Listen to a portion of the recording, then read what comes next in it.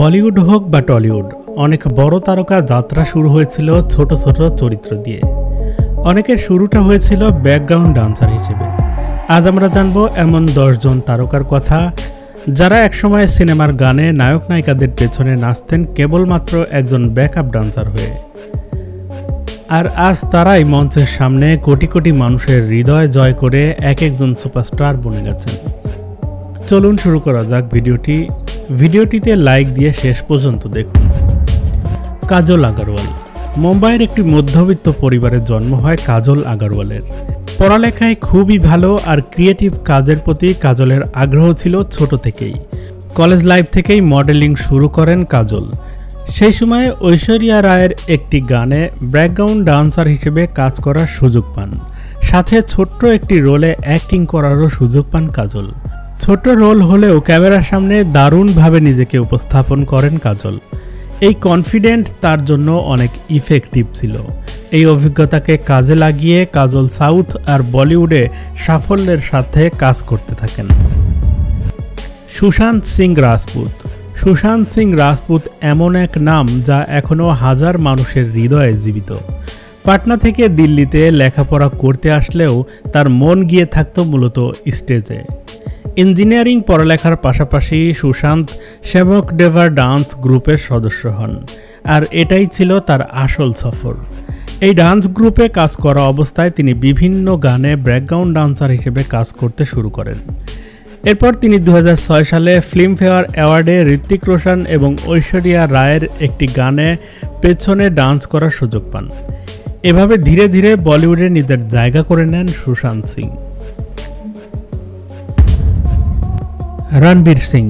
রণবীর সিং মুম্বাইয়ে জন্মগ্রহণ করেন।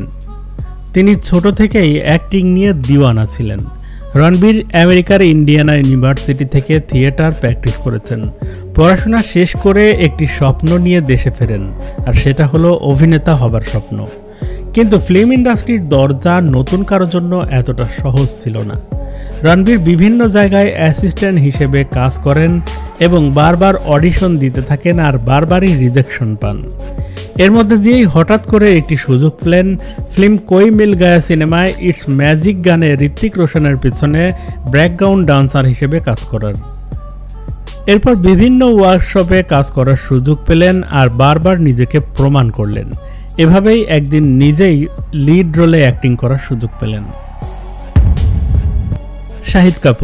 শাহিদ কাপুরের ফিল্মি ফ্যামিলিতে জন্ম হলেও সেই ফায়দা নেননি এই অভিনেতা। শাহিদ অনেকটা ছোট থেকেই ডান্স শিখতে শুরু করেছিলেন। চকলেট বয় শাহিদ কাপুর একসময় সেবক ডেভার ডান্স গ্রুপের সদস্য ছিলেন। এখান থেকেই তিনি প্রফেশনাল ডান্সার হিসেবে কাজ করতে শুরু করেন।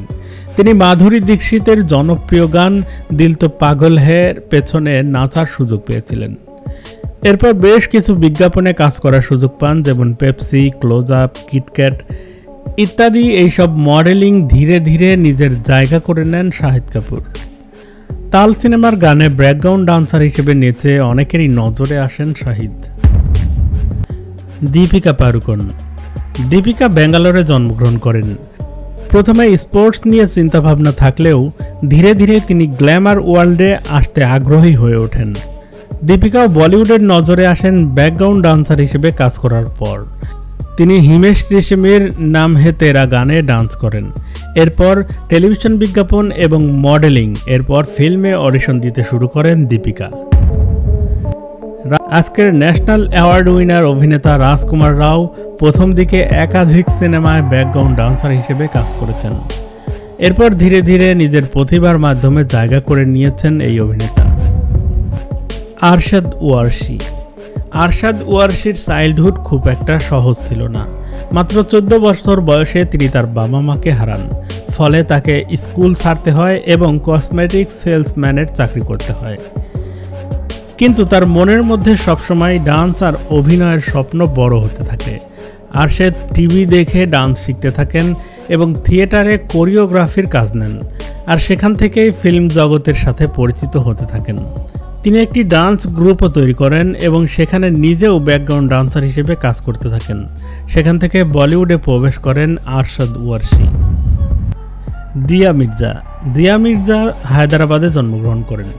অল্প বয়সেই দিয়া মির্জা মডেলিং দুনিয়াতে পা রাখেন।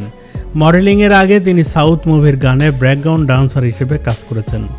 এরপর থেকেই বিভিন্ন বিজ্ঞাপন করে আর মিস ইন্ডিয়া কম্পিটিশনে অংশগ্রহণ করে মিস ইন্ডিয়া জিতে যান।